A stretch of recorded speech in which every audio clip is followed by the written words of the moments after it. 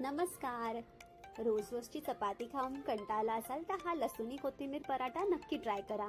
त्यासाठी मी इथे एका वाटीमध्ये तूप घेतलंय. तूपमध्ये चिरलेली कोथिंबीर, चॉप केलेली लसूण आणि मीठ हे छान मिक्स करून घेतलंय.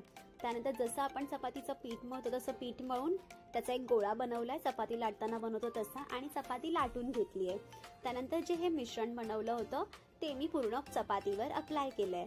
त्यानंतर त्याला स्लायसेसमध्ये असं कट करून पुन्हा एकदा त्याचा रोल बनवलाय, जसं मी व्हिडिओमध्ये दाखवलंय सेम टू सेम तसंच. आता ह्या रोलचा आपल्याला जशी चपाती लाटतो तसं एकदम हलक्या हाताने पराठा आपल्याला लाटून घ्यायचा आहे. छान पराठा लाटून झाला की त्याला आपण तव्यावर दोन्ही बाजूने छान पैकी भाजून घ्यायचा आहे.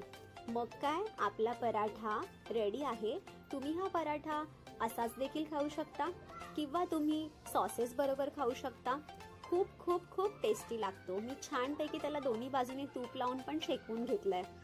तुम्ही एकदा ट्राय करा आणि मला कळवा. थँक्यू.